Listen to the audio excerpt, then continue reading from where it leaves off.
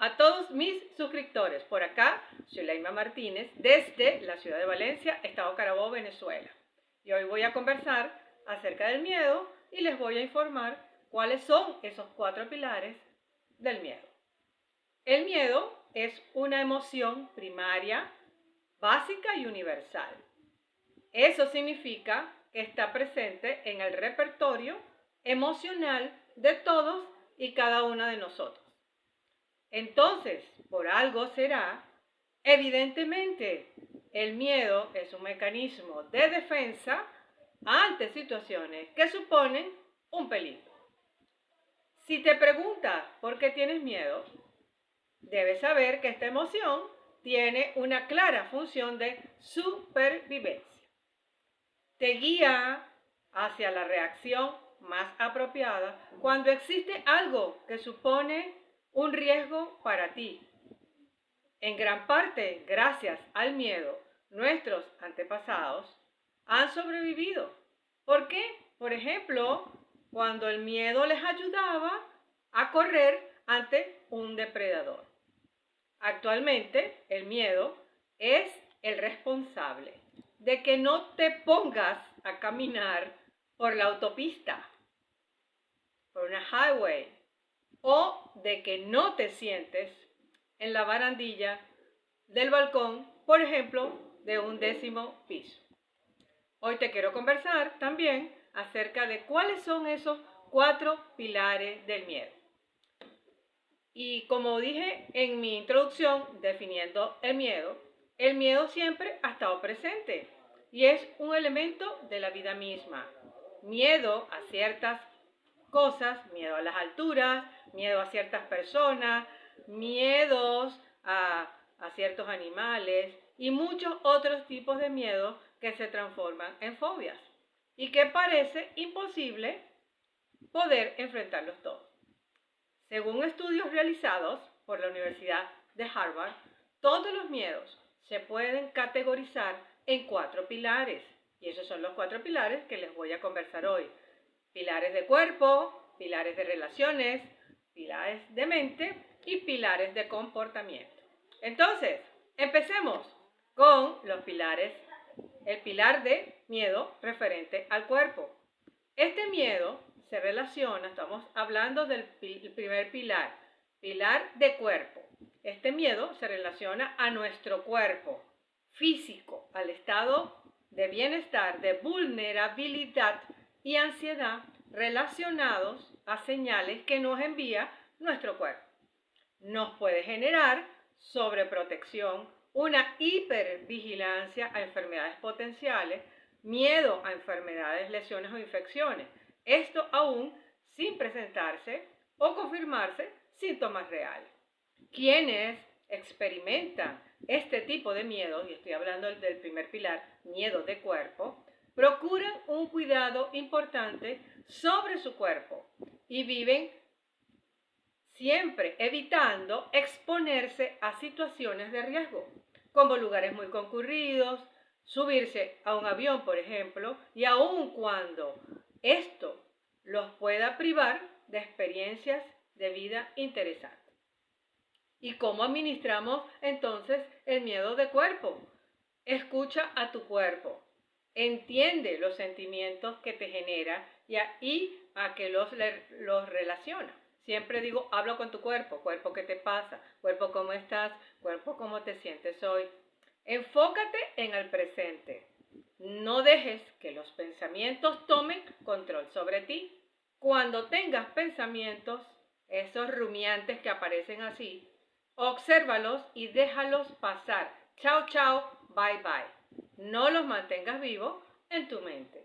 Practica adicional la meditación, la visualización de los pensamientos, una visualización guiada, y además de eso, practica yoga y tai chi.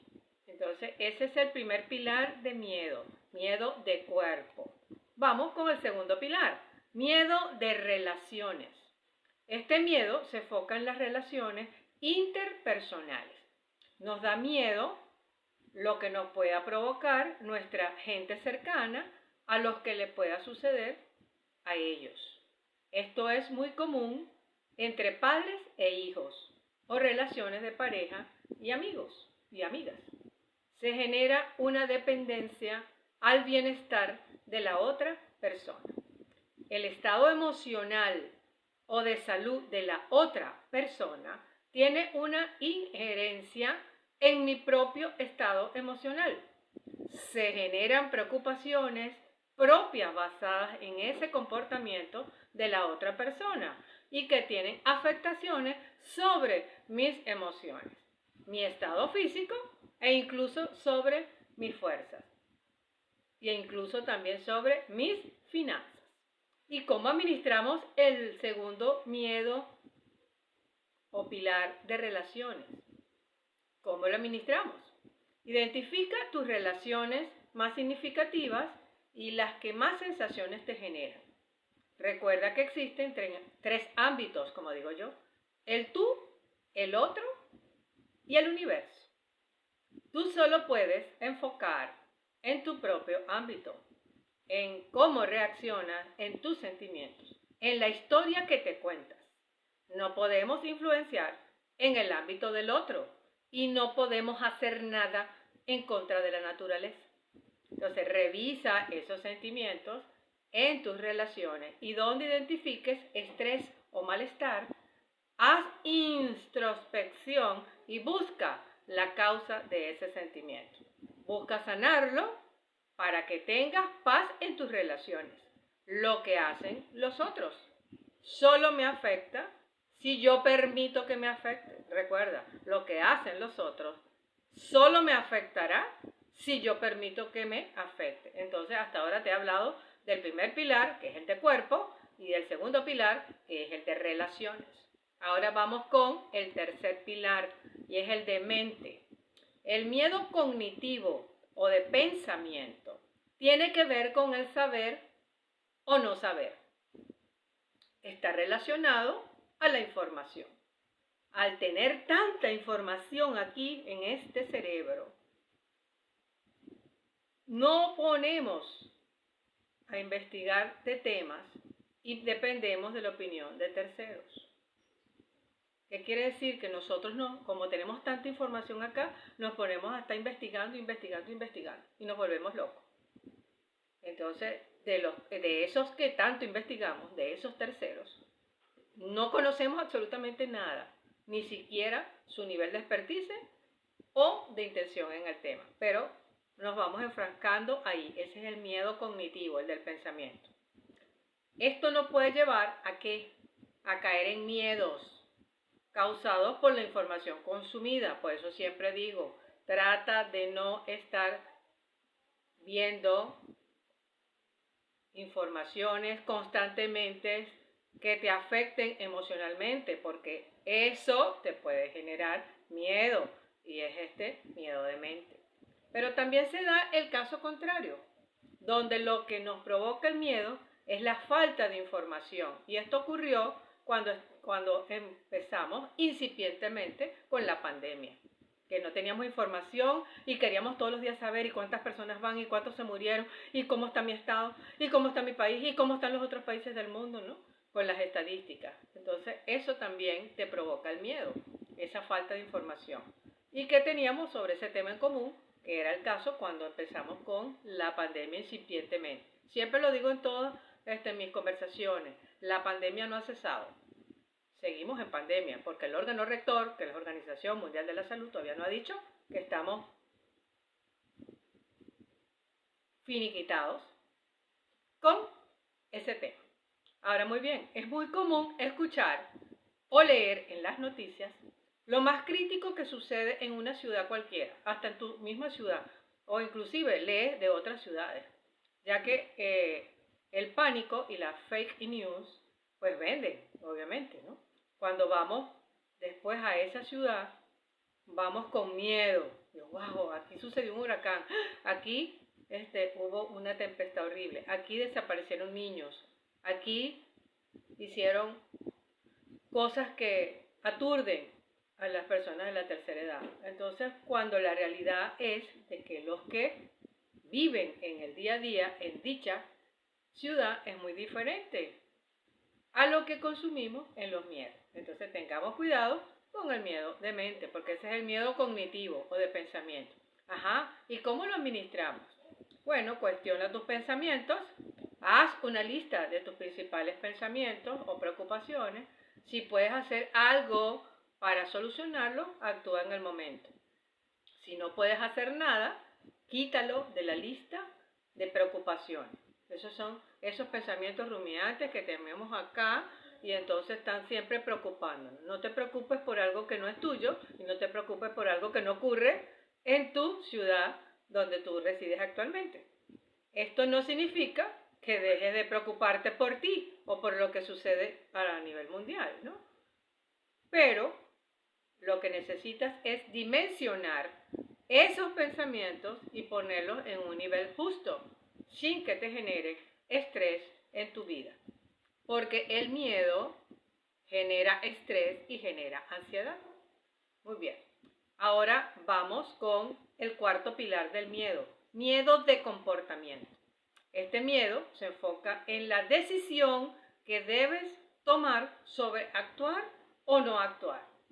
Te genera miedo no saber si debes hacer algo con la información que tienes o si debes permanecer en espera.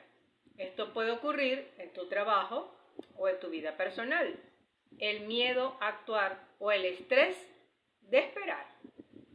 Esta indecisión sobre el actuar puede provocar malas decisiones, ya sea por la presión de hacer algo o por la indecisión de haber hecho algo en el momento necesario. Ajá, ¿y cómo administramos este miedo? Crea un ritual que te permita reducir el estrés. Una de las formas más fáciles para gestionar el estrés día a día es mastica goma de mascar sugar free y además de eso, haz hieloterapia. Te aconsejo también que cargues en tu cartera, en tu bolsa, en tu maletín, un silbato. Y cada vez que sientas un nivel de estrés en ti, que tú digas, estoy estresado, suena el silbato y le dices estrés, chao, chao, bye, bye. Eso te vuelve a colocar en el sitio, en la posición que debes tú estar.